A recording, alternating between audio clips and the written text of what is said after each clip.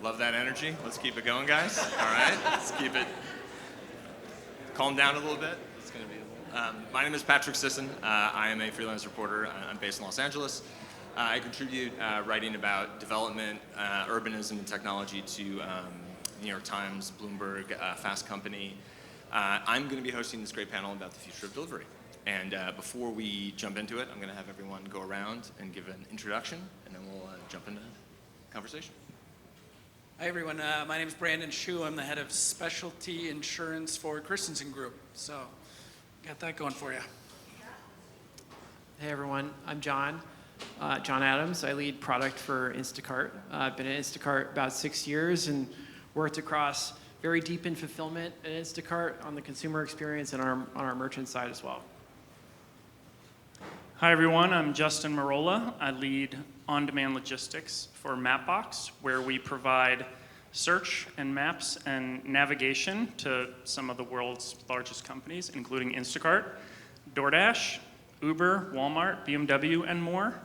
And our products help both human and autonomous or robotic assets navigate these complicated worlds of delivery and rideshare and micromobility. Thrilled to be here. Thanks. Hi, everyone. I'm Tim Noonan. I work at Sweetgreen, overseeing the ops innovation team. I've been at the company for 17 years, so a very big growth trajectory for the brand through many phases, including us acquiring an automation company and then selling the automation company, building concepts that have automation in them, and my team touches everything from how we execute our menu to how we interact with third-party marketplace and beyond. Hi everyone, Yazdani. I'm Senior Product Manager for Cities and Expansions at Serve Robotics. I lead our autonomy, routing, and mapping stack, as well as our infrastructure for expansions and the entire ecosystem of regulatory integrations as well. Great. Well, pleasure to have you all here and talk to you. So we're going to talk about the future of delivery today. And I thought I'd start with just a story that's been in the news recently, just to sort of illustrate a bit about how this is going to be a conversation that's overlapping between technology, infrastructure, AI, robotics, automation, regulation, the use of the street and the curb. There was a couple weeks ago, Robot made a lot of news by issuing an apology. There was a Serve Robotics delivery that accidentally knocked into a glass partition in a Chicago bus stop. And it was immediately cleaned up, and very cleverly, the company set up a little sign and bought an ad on the bus station that sort of apologized for what happened. And I bring this up to say that this is a very robust ecosystem already that we have. It's not in the future; it's here now, and we're figuring it out as we, minute by minute. And then it brings up a lot of really intersecting questions. Questions about how we share the curb, how we regulate our infrastructure, how we make this technology work for everybody. And I wanted to start and just open it up to the panel. Whoever wants to jump in. Talk about how robotics and automation is really changing the world of delivery. I have a lot more specific questions to go from there, but I'll just give you the wide open spot to start with. For sure, I can tee us up for this one. So I would say it starts with building really strong policy and regulations of the cities that we operate in. I'll come full circle to the Chicago bus shelter in a moment. Good policy looks like collaboration with the cities that we work with.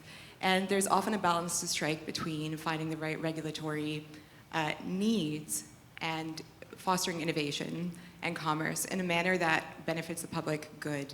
So the best policies look like co-design with cities. And what that means in terms of practical terms is being able to have clear rules around how we configure safety, speed limits, as well as operational zones or exclusionary zones in our mapping and routing infrastructure. It means being able to have a tight feedback loop. Our understanding of the sidewalk, how can we share that with city planners or accessibility advocates to be able to benefit urban planning. It means having the ability to be able to engage really well with our communities, really being embedded with merchants, small businesses, as well as residents, so that we're really embedded in the social fabric of the communities that we're operating in. So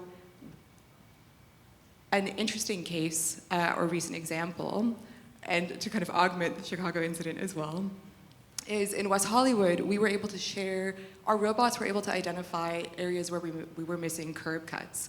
And we shared that data with accessibility planners to be able to circumvent the areas where wheelchairs, or enable folks who needed to cross a certain crosswalk with wheelchairs to be able to have access to that data and help support the ability to be able to provide data that can help ADA needs. So we commonly ask ourselves, compliance for us is the floor, not the ceiling, and how can we benefit our environments and be a net positive? Now, on Chicago, with the bus shelter, there were it was a 3-tiered or 3-layered system that needed to interplay with each other for us to be able to manage and understand and perceive that mesh wall. So we, from a perception and proximity perspective, as well as our hardware, LiDAR, and sensor capabilities, and then the remote supervisors that also partially assist some of our deliveries, we have remediated those cases and are actively training the safety modules to be able to handle this scenario in the future. In the previous panel, we're discussing edge cases and how edge cases may occur. Of course, we're working in sidewalks that are entirely unscripted environments. So we are actively building out the right infrastructure to be able to manage essentially how we navigate around static objects and moving objects, and what the appropriate behavior would be for our robots to be able to navigate with static and moving objects. And then also how we would configure these in our direct mapping and routing. I mean, I used to live in Chicago. I've bumped into those glass partitions, so yeah. It's hard, yeah. It's not easy, so yeah. Yeah, I'd be happy to add. I think in addition to a lot of the preparation. Would you mind just introducing yourself again? Just so. Oh yeah, reminder, I'm John Adams, lead product from Instacart. We're very much on the potential consumer side of robotic delivery. Obviously, we do a ton of delivery today. It's all human powered right now, and so the way we look at this is, where is the technology today, and is it ready for use in grocery? And so we're looking at it closely. We're very enthusiastic and excited about it, and think it could transform the way grocery is delivered. But at the same time, we have some really real requirements that we're looking at. A full grocery shop is often there's quite a bit of volume there, there's quite a bit of weight, and the average distance of a grocery delivery is a little bit longer than restaurant delivery, just because the proximity and the density of grocery stores is just lower. And so when we look at the form factors right now, they're not quite ready for that. And so we're continuing to monitor it, but we're not seeing something that's quite yet ready for prime time. And in addition, one thing I just want to add is, for us, when we think about grocery delivery, part of it's about just the logistics, but part of it's about the experience. And when it comes to the experience, efficiency, yes, it's very important. We want to keep costs low for customers, and we want to make sure that our shoppers can earn on really good terms. But there's also a care component that's so important to grocery. The care of how you pick the produce, that the ice cream is delivered cold and still frozen. It's really important to nail. And so as we look at and evaluate using robotic delivery, that's really, really front of our mind, is what is the right model and how do we maintain that care while also providing the efficiency that customers want.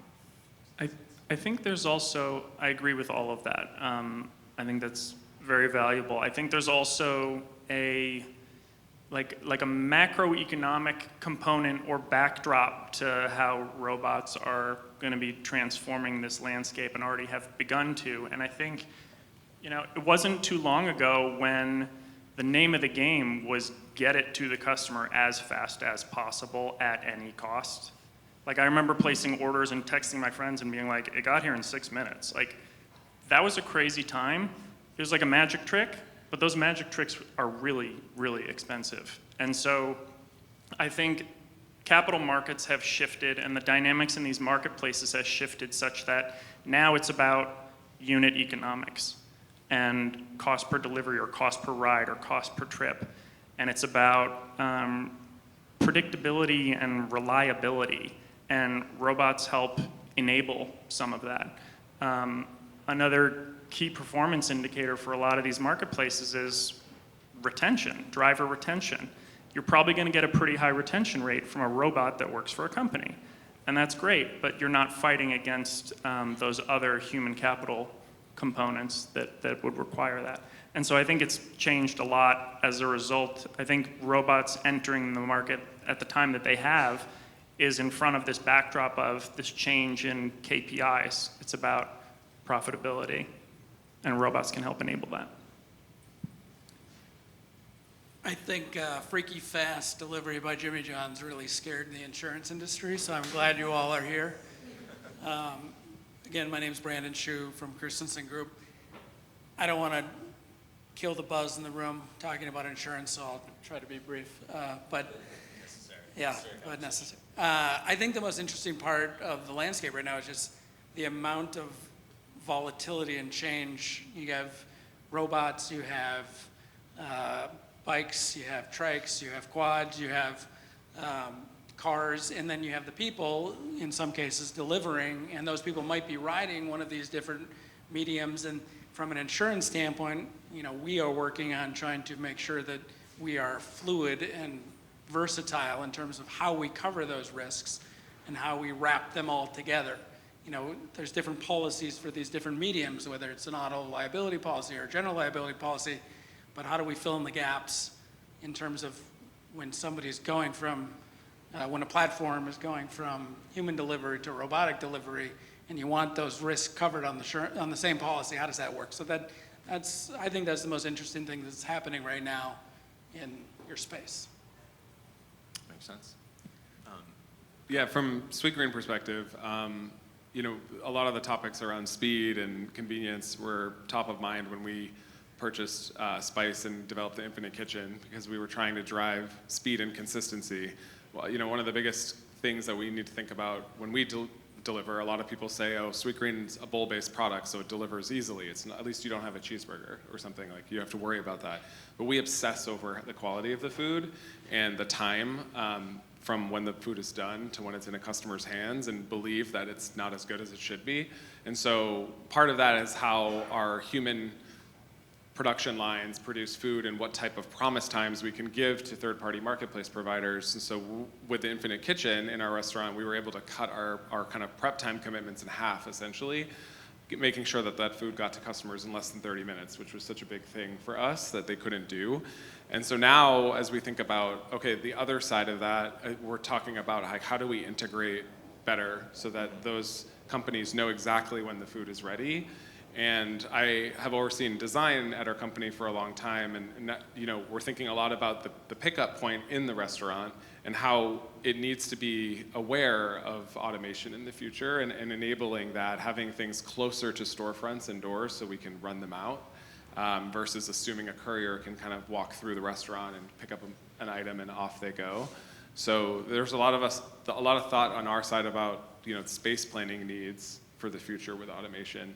And how we can kind of connect automation in-house with automation on the streets. Yeah, I mean, and that's, you want to go? Sorry. Oh, go ahead, and then I can chime in. Well, I was going to say, I wanted to pull things back a little bit and start there.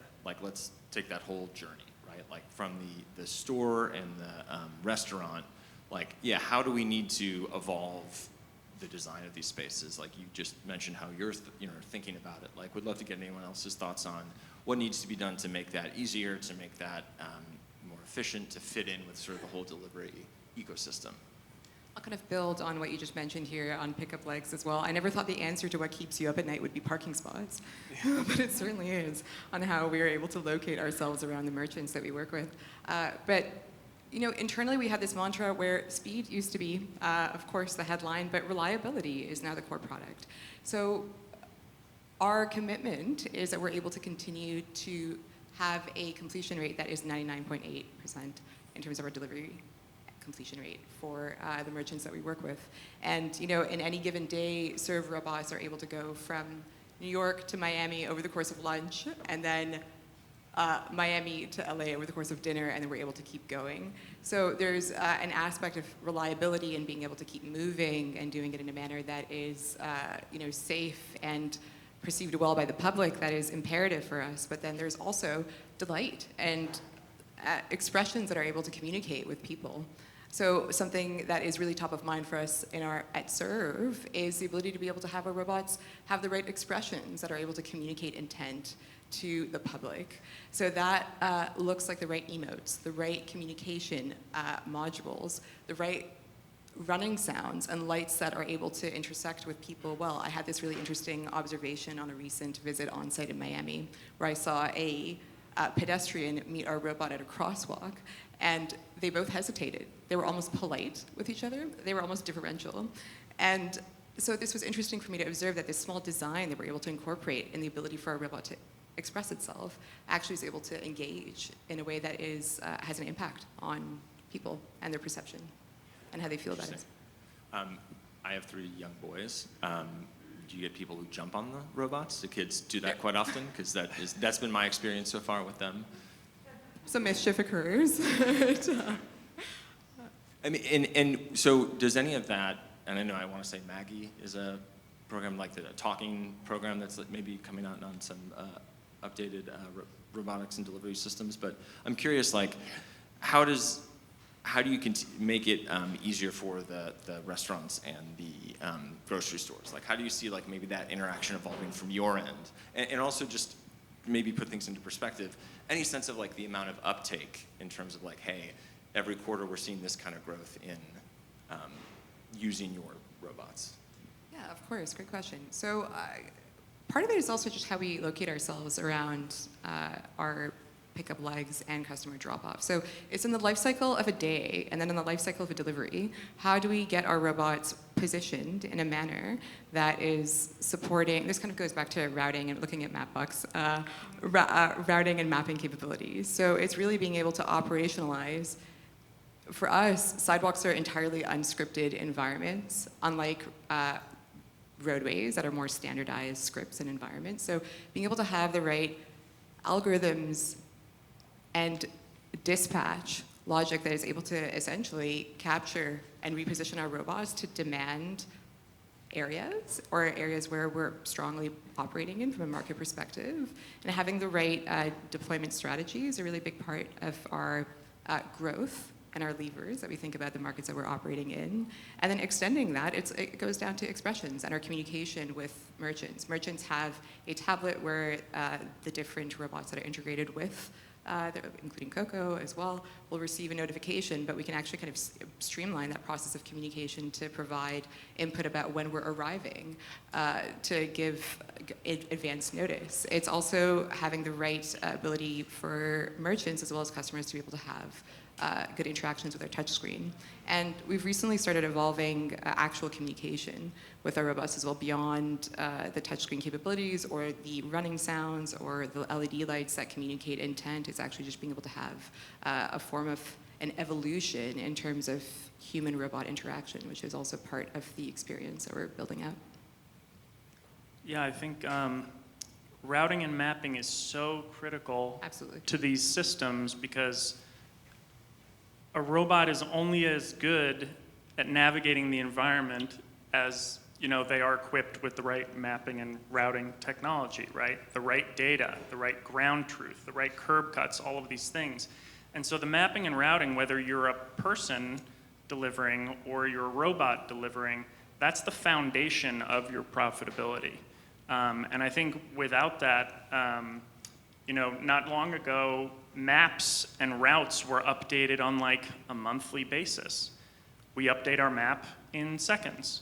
We use real-time traffic data, and we use weather data, and we use road surface condition data, which is constantly changing and dynamic, to inform what that route should be on that day, at that time, for that person or for that robot. And I think without that foundation of it, even the best robots are going to have a hard time navigating. It's a data problem as much as Yeah. it is a robotics problem. Can you tell me when you, I think in this world of sort of mapping and software might be more familiar with like the Waymos and like that, like the specific challenges of like mapping sidewalks and curbs, the specific challenges of figuring out like real-time updates there, and just in the data challenge there, because you have a new mapping software product that like maps the facades of buildings, right? Like how do you collect this, and how do we like continue to improve on this? Yeah, it's a great question. So Mapbox sources a lot of and informs its maps and routes and matrices from hundreds, if not thousands, of different data sources.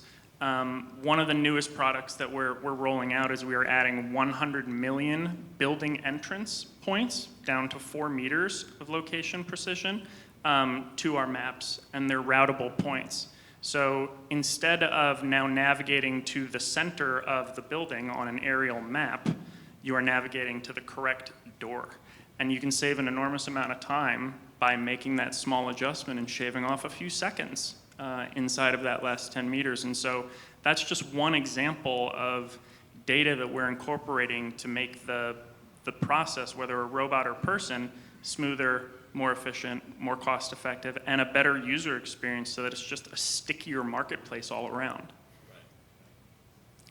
Yeah, I'm happy to answer your question from a grocery perspective. At Instacart, we are a grocery enablement company. We partner directly with some of the top grocery stores in the country, and now starting to be globally too. Every grocer is different, and we're a partner at multiple levels with them, on a technical level and on an operational level. And so when it comes to something like, we haven't done this yet, obviously, and I mentioned we're not ready yet, but we have partnered with grocers on pickup. And every grocer wants a different experience. They want the pickup to be in a different place with different customer instructions. And for us, the name of the game is being flexible. Grocers, their parking lots are structured different ways. They have different concerns about, traffic flow and the experience they want their customers to have when they walk into the store. And so for us, it's really about being flexible, having an adaptive model so that we can meet them where they want it to be, and just collaborating to find it needs to operationally work, but it also needs to work for them based on the experience that they want to have at their store. Is there any sense of what you would need to see to do more robotic delivery? Like what's the baseline? What do you need to have? Yeah, I think, so I mentioned, for us, there's kind of like two ways of looking at it. There's, we're trying to create an end-to-end experience, and it needs to be efficient, and it needs to kind of convey the care that we want to have. And so that's at the top level. I think when it comes to the next level, we need a modality that can, deliver a very meaningful portion of our deliveries. And that means it needs to be able to scale up to,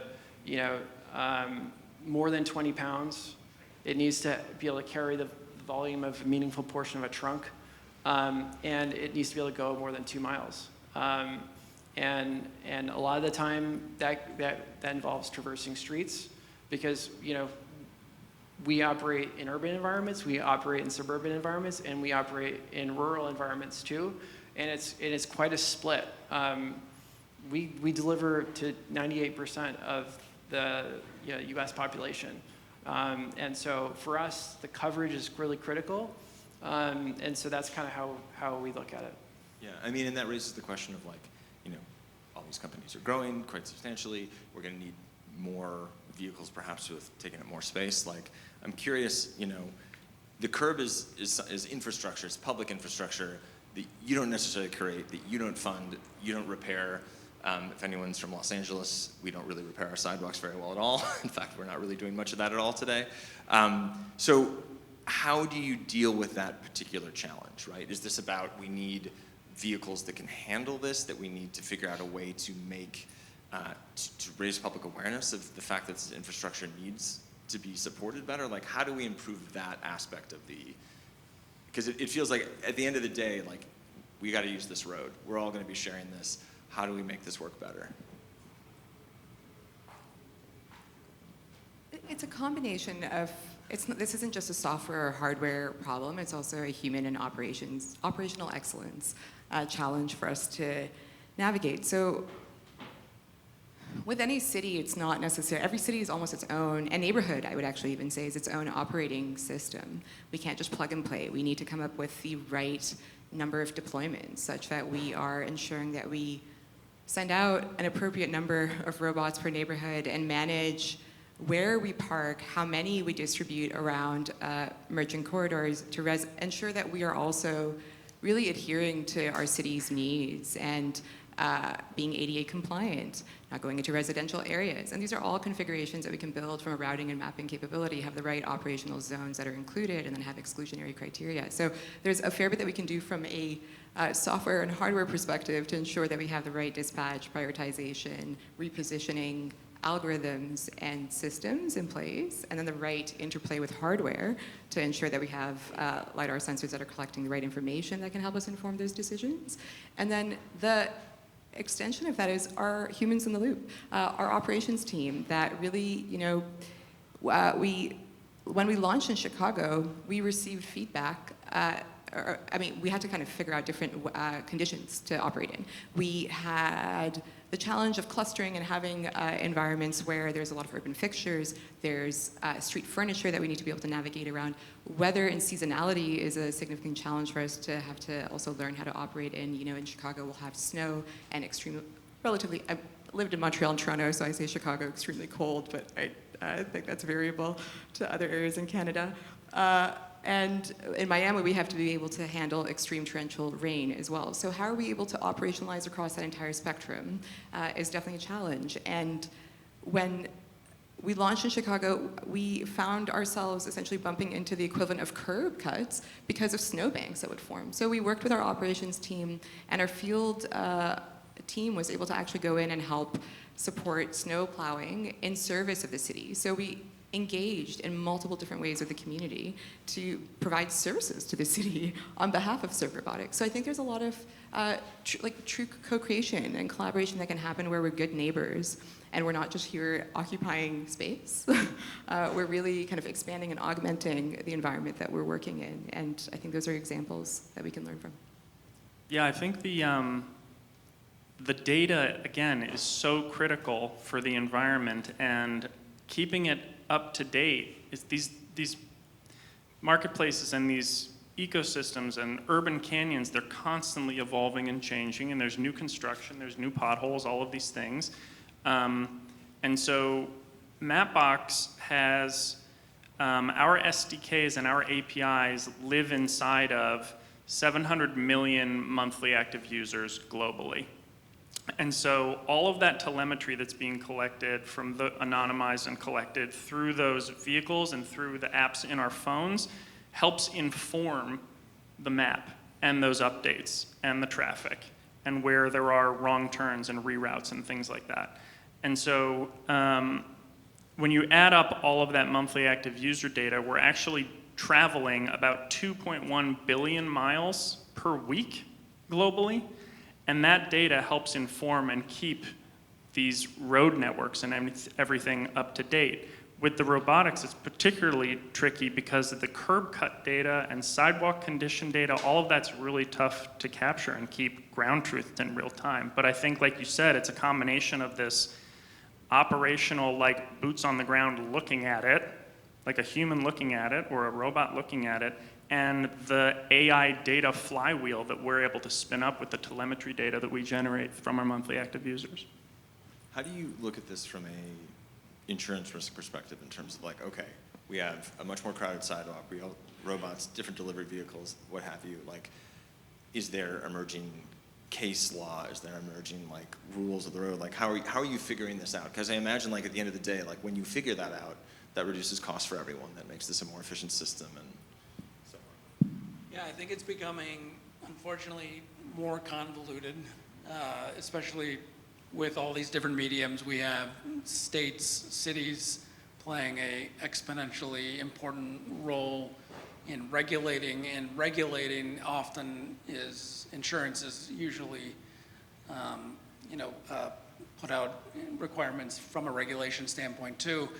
And every city's got different requirements. You mentioned collaboration. There needs to be, likely a lot more collaboration across genres, across state lines, more more kind of high-level collaboration to allow these companies to operate on a basic understanding of what they need. Because you look at New Jersey, for instance, just implemented certain e-bikes need auto policy now, or auto liability. They basically fall under your auto liability policy, where no other state in the country does that. So if you have a fleet of e-bikes in New Jersey, that needs a new policy. So there's all these players that are being added to the stream of commerce.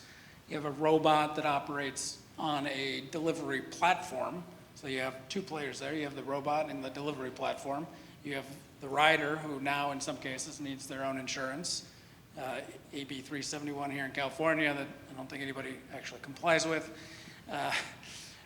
So all these elements are being thrown in all the time because it's this growing, emerging market, growing, emerging risk, and that makes it really challenging from an insurance perspective, because insurance is this antiquated risk transfer mechanism that's been around forever, that takes time to adjust to its surroundings. So, more regulation, more challenging placements for insurance, more carriers that don't want to step into the space because they don't have the capacity to intake it all, to understand the risks. Data is helpful, but as we see with companies like Tesla has their own insurance company. It's performed terribly. Even though they have all this data, their loss ratios are over 100%, meaning for every dollar of a premium they charge, they're losing money on the back end. So data isn't always, the key either. I think it's this collaboration and coalescence that needs to happen. Musk doesn't bat 1,000, I'll put it that way. Yeah. But so tell me, so with all this stuff in mind, what does good policy look like? What do cities and municipalities need to think about or consider when looking at the future of how we regulate these deliveries, how we make it a better environment for everybody? I think from my standpoint, there needs to be a lot more education in terms of, what the likely outcome of any given case will be. So if a city's going to require, we'll use a scooter reference here for Bird and other people. There's a $25 million insurance requirement in Santa Monica for insurance. It's a ridiculous amount for especially some of these smaller companies to deal with. So I think there needs to be a better understanding across the country of what outputs, verdicts, settlements look like before they just arbitrarily, opaquely put a number on it and call it a day. And I don't know, I'm not in those meetings, but I can tell you that given the lack of uniformity across states, there's no consensus. And I'll add from a safety perspective in terms of informing policy that a lot of times I deliver on all of these apps. I drive on all of these apps. I do the dog fooding thing. I love doing it. I have so much empathy for people who do it full time. And I always feel that there's something that could be a little bit better, whether that's possible or cost effective to do it. That's a different conversation. But at Mapbox, we've found that a lot of times delivery folks need to flip between a map that provides their navigation for them and their app that they're working in, their workspace, in order to complete a delivery, and you're flipping back and forth. You're 12 times more likely to get into an accident if you're app flipping during a delivery. And the average delivery has about 8 to 10 app switches per delivery. And so if you add all of that up, it could be really dangerous to be app flipping. What we've done to contribute to the safety conversation is we've developed an in-app navigation that you embed into your own app so that your driver or courier never needs to leave their application, and they can stay in there and enjoy a sticky, high customer experience, in-app navigation, and it's safer to do it that way. And so we really pride ourselves on the in-app navigation. Shameless plug, we do have our demo vehicle here behind our booth. If anyone wants to go for a ride and check out our 3D lane navigation, would love to have you. Thanks. The only other item that I would add as well is it goes back to kind of the earlier conversations on co-design. So it's really being able to work with our cities in a way that we're not just managing permits or meeting those requirements. It's really how do we contribute in a way that's a net positive, and of course with safety in mind as well. And again, that looks like being able to have clear rules that we have configured on our platform from a how do we localize our ODD, our operational design domains? How do we ensure that we have the right safety and compliance? There's a lot of variability per neighborhood and per city. How do we essentially design these configurations to meet safety and compliance needs in a way that is handling local scripts as much as generalized solutions for our hardware and software capabilities? And for safety, at Serve, we're very mindful that the impact of a moving car, for example, is 3,000 times higher than a moving robot. So we're mindful of how we're navigating around our cities, but a bump with a moving vehicle is a far more potentially life-altering impact than a potential inconvenience with bumping into a robot. So we're really mindful of how we build. I mean, it seems like a perfect opportunity to portray this and sell this as, hey, this is a much more pedestrian safe, less polluting. Like, there's a lot of different ways you can go with that and make that case, right? Timothy, I have a question for you. You mentioned earlier about like this, sort of get to the end of our journey, like when the customer is receiving this delivery. You mentioned like, hey, we have these really high standards of what we're looking for in what this, the end product looks like when someone gets their meal, right? I'd love for you to just tell me about like how you evaluate that, the sort of times we're talking about, and sort of like what you see as like the future of these kind of innovations. Like, how do you see your restaurants and your stores evolving to be better and more efficient and have a wider range of delivery? And what kind of technologies are you looking forward to that are going to make it easier for you to operate and do what you do?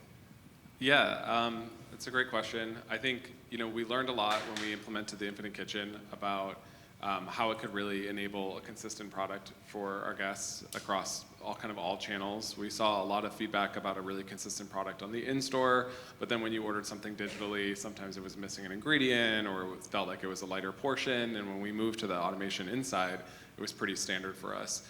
As we then partner with and hand off this food and send it out, I think it really varies based on kind of the trade area type and the type of delivery partner we're dealing with. I think, I'll just use New York as an example. A lot of our food, we think it's beautiful in a hex bowl, in a nice green bag, gets like just stuffed into someone's biker bag and then driven across the city and handed off. And like we get photos from our customers of like a half-opened bowl that is falling out. And so like there's a lot of appeal to the automation solutions for us because we're like, great, we know it's for sure safe. Our concern there, honestly, is speed and access. I think about my restaurants that are super busy at lunch, and I don't love that the couriers are in the face of my team members asking for the food, but if we're behind and you're a serve robot outside, we're gonna forget about you until 1:30 and be like, oh crap, that person's food is not out the door. So I'm like trying to figure out how we can think about design queues and notifications within our own internal restaurant systems, like the right API connections to kind of bump notifications onto our kitchen display system so that we know exactly when someone is there and, they've been almost like a shot clock. It's been waiting for 10 minutes. Like, what's going on here? And yelling. Yeah, so we don't want it to yell at us, but like I think the biggest thing for us, like I said, with the IK, we got speed. We're running a test right now where we've shortened the make time because we, for the first time, got data from DoorDash and Uber that told us, hey, you tell us the food will be ready at 12:15, but on average, like our couriers show up 5 minutes early and the food's ready and they go out the door. It was the first time, we've been asking for this data. It's the first time we got this, so we felt comfortable changing our make times and running a wider pilot of that. So I just think like the real-time feedback is something that we're really looking for because especially like in the afternoon, our stores are dead, but we're operating off of this like 15-minute lead time that we provide just based on how the systems are set up. Yeah, I want to add, on the grocery side, quality for us is a huge deal. And we've talked a lot about logistics and getting the delivery right, but when you go into the in-store environment, there is no map. The inventory system doesn't know what products are there, and it's hard for shoppers to find where the products are. And so for us to deliver more quality, we're really obsessed over giving our shoppers the tools that help them deliver at much higher quality every time. And so what we're doing is things like we're starting to use computer vision to scan the shelves and literally create a map of the store and near real-time inventory so that when the customer orders, we know it's there. And when the shopper shows at the store, we can lead them directly to the point on the shelf where the product lives. And that for us is how we're going to start to jump quality. And in addition, if the product's not there, we're starting to develop, AI, ML-driven understanding of consumer preferences. So we know, when you order gluten-free. If the product that you ordered isn't in the store, we'll help the shopper pick a gluten-free product. And so those are some examples of how we're, adapting and using new technology to really level up quality as well. What do you see as like the next stage in maybe community relations here, right? Like we've talked a lot about like here's what we'd like to see from a regulatory perspective. Like here's how we're trying to make this a more efficient system. Like how do you sell this to people, right? Like I mean, there's definitely been pushback about robots and there's pushback about delivery drivers and ghost kitchens crowding a street corner because there's a lot of people picking up deliveries. Like how do you improve the performance and make a better case for this as like where we're going with delivery and make it more palatable to residents and neighbors? Yeah, it goes back to having our robots becoming increasingly helpful citizens, right? So we run quite a few different waymaking initiatives. I'll say this is an evolving program for SERV, of course, but for example, with school districts, we work with schools to be able to have robotics programs where we demo our robots and we have workshops for a week at a time where students can learn about both our hardware capabilities as well as the software modules, how we're thinking about autonomy, perception, and proximity modules as they evolve longer term. We participate in seasonal events, the Magnificent Mile Festival in Chicago, which is where we will have both residents and then also the entire city and city councilors, both community and public sector kind of present and really participate in a way that's meaningful to the conversation. Even waymaking initiatives with artists and musicians, we tend to really work to bridge that gap between technology and arts and local communities in a way that fosters belonging, both for the community and then also with our robots, and then everything that we can do to really advocate for the safety of these robots for pedestrians is also an aspect or a pillar of our conversation and a theme that we focus on. So. We have to end right after this. Does anyone else have anything else they want to add real quick or anything? We're good? Okay. Great. Well, hey, thanks everybody. Appreciate it. Round of applause for the great panel we had here.